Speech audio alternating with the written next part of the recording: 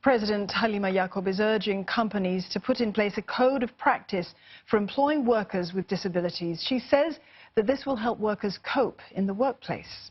She mooted the idea during a visit to Rehabilitation Centre, Abilities Beyond Limitations and Expectations, or ABLE. When we have progressive employment practices, this means that it covers their recruitment, adaptation of the workplace, as well as also engagement with other employees, so that they provide a supportive environment for those with disability.